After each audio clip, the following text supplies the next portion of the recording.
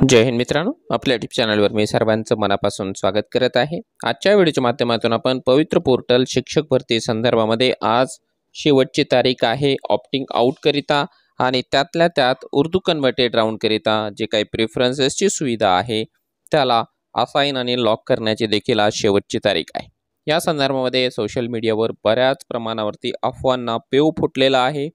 त्या अफवांच्या बाबतीमध्ये सत्यता काय आहे ते आपण या व्हिडिओच्या माध्यमातून जाणून घेणार आहोत। परंतु तत्पूर्वी आपण जर चॅनलवर नवीन असाल तर आमचं चॅनल सबस्क्राइब करा, साईडचं जे बेल आयकॉन आहे त्याला देखील प्रेस करा, जेणेकरून शिक्षक भरतीच्या संदर्भामधल्या कोणत्याही माहितीची अपडेट आपल्याकडून मिस होणार नाही। चला तर मित्रांनो, बघूया काय आहे त्या अपडेट्स आणि शिक्षक भरती संदर्भामध्ये ज्या काही अफवा आहेत त्या बाबतीमध्ये रियालिटी काय आहे। त्या बाबतीमध्ये जर का आपल्याला बघायचं झालं तर सर्वात महत्त्वाचं आहे या ठिकाणी 12 जुलै 2024 शिक्षक पद भरती संदर्भामधलं जे न्यूज बुलेटिन प्रसिद्ध करण्यात आलं होतं ते न्यूज बुलेटिन, त्यावरून आपण जे आहे त्याचं स्पष्टीकरण केल्यानंतर सगळ्या ज्या अफवा आहेत त्यावर पूर्णविराम लागल्याशिवाय राहणार नाही। बघा आता यामध्ये काय सांगितलेलं आहे की मुलाखतीसह पदभरती हा पर्याय निवडलेल्या खाजगी शैक्षणिक संस्थांनी पोर्टलवर जाहिराती दिलेल्या आहेत। अशा संस्थांना जाहिरातीमधील विषय व आरक्षण विचारात घेऊन मुलाखत व अध्यापन कौशल्यासाठी गुणवत्तेनुसार पात्र उमेदवार उपलब्ध होणार आहे। आता हे तर साहजिक आहे, मेरिटनुसारच जी यादी आहे ती लागणार आहे। त्यानंतर शासन निर्णय 13/10/23 नुसार रिक्त पदभरतीमधील विविध टप्प्यांमध्ये जाहिराती येणार असल्याने उमेदवाराची एकदा निवड झाल्यानंतर असा उमेदवार पुन्हा नव्याने येणाऱ्या जाहिरातीनुसार त्याने अर्ज केल्यास निवडीसाठी याच गुणवत्तेनुसार पूर्वी शिफारस झालेल्या गटापेक्षा वरच्या गटातील अर्हतेनुसार पदासाठी पात्र राहील। उमेदवारास पूर्वी निवड झालेल्या याच गटातील अर्ज करायचा झाल्यास नव्याने चाचणी परीक्षा दिल्यानंतर गुणवत्तेनुसार पुन्हा त्याच गटासाठी पात्र ठरेल अशी तरतूद आहे। जो शासन निर्णय या ठिकाणी त्यांनी मेन्शन केलेला आहे त्या शासन निर्णयानुसारच इथे जे आहे एकदा निवड झालेल्या उमेदवारांना पुन्हा एकदा संधी दिली जाते आहे। परंतु ती संधी विदाऊट इंटरव्ह्यूला जर का सिलेक्शन झालं तर विथ इंटरव्ह्यूला दिली जात आहे, तेही सेम त्याच मार्कांवर। परंतु त्याच गटासाठी किंवा खालच्या गटासाठी त्याला यायचं असेल तर त्याला पुन्हा एकदा शिक्षक अभियोग्यता आणि बुद्धिमत्ता चाचणी ही परीक्षा द्यावी लागेल आणि त्यानंतर पुन्हा नव्याने मेरिटमधून स्वतः ती जागा घ्यावी लागणार आहे। त्यामुळे तो शासन निर्णय या ठिकाणी आहे त्याचा रेफरन्स इथे दिलेला आहे।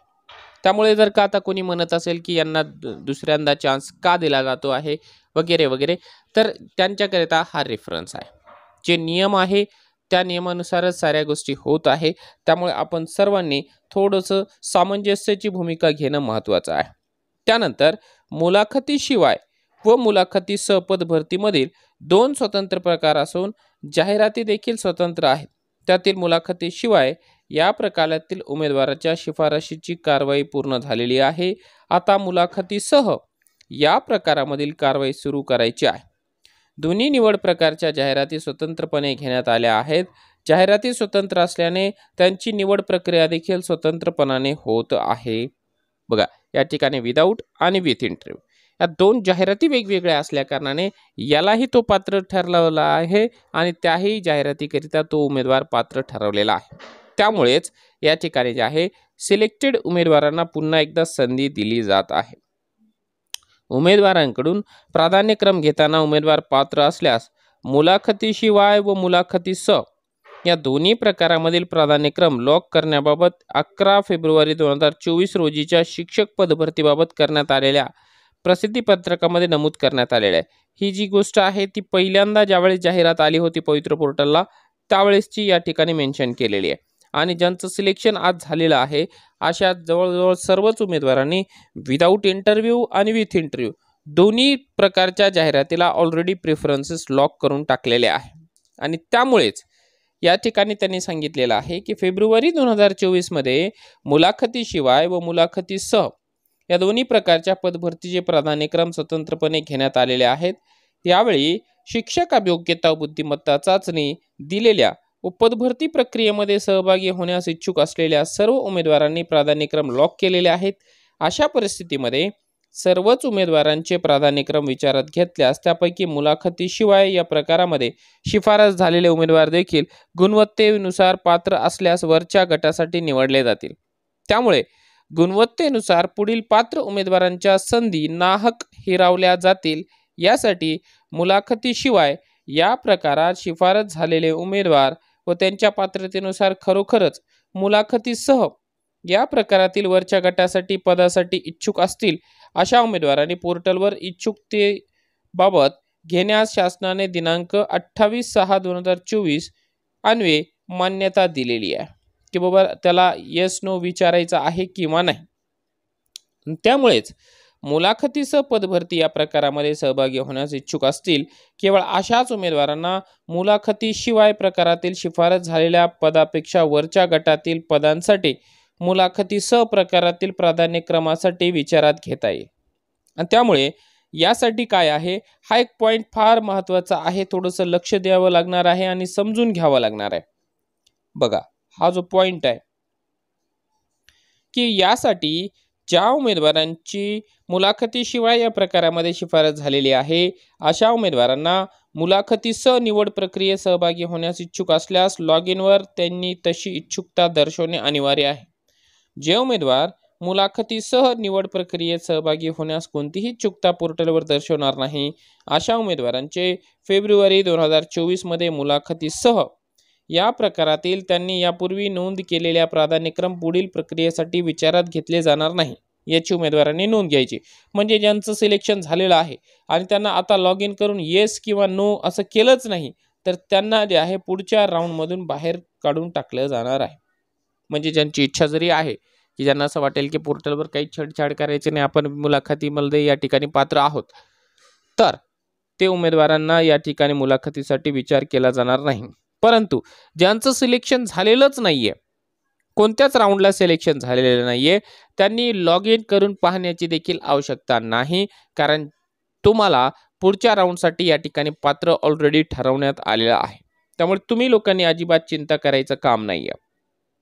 त्यानंतर सदरची जी सुविधा आहे ती 12 ते 15 या कालावधीसाठी उपलब्ध राहणार आहे। 12 जुलै ते 15 जुलै या प्रकारामध्ये वरील प्रकारे कारवाई केल्यामुळे शासन निर्णयातील तरतुदीनुसार केवळ इच्छुक उमेदवारच त्याच्या पात्रतेनुसार वरच्या गटासाठी सहभागी होईल। मुलाखतीसह राऊंडसाठी इच्छुक नसलेल्या उमेदवारांनी शिफारस व्यवस्थापनाकडे होणार नाही। त्यामुळे त्यांच्याऐवजी अन्य अभियोग्यताधारकांची शिफारस होऊन नवीन व अधिक अभियोग्यताधारकांना संधी मिळेल। आणि मुलाखतीसह या प्रकारातील मुलाखत व अध्यापन कौशल्यासाठी उमेदवारांची सर्वसाधारण गुणवत्ता यादी प्रसिद्ध करताना सूचना न्यूज बुलेटिनच्या माध्यमातून दिल्या जाणार आहे। आता हे तर जनरल पॉइंट आहेत। आता यामधून ना एक महत्त्वाचा पॉइंट, एक महत्त्वाची अफवा या ठिकाणी सर्वत्र पसरताना आपल्याला दिसत आहे की जर तुम्ही आता ऑप्टिंग आउट मध्ये नो केलं पुढच्या राऊंड करिता तर तुम्ही 10% साठी अपात्र असाल, तुम्ही पुढच्या टेटसाठी अपात्र असाल वगैरे वगैरे जे आहे अफवा पसरवल्या जात आहे।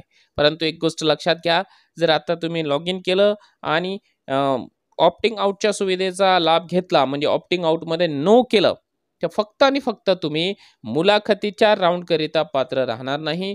यानंतर जे काही राऊंड असतील मग ते 10% पद कपातीचा असेल, अपात्र गैरहजरचा राऊंड असेल किंवा याच्या व्यतिरिक्त टेट 3 देऊन पुन्हा एकदा जे आहे सेवेमध्ये रुजू होण्याचा ऑप्शन असेल, त्या सगळ्या राऊंड करिता तुम्ही या ठिकाणी पात्र असणार आहे। त्यामुळे तिकडच्या अफवांपासून आपण सावध राहणं कधीही महत्त्वाचं आहे। आणि आज यासाठी जी आहे शेवटची तारीख आहे।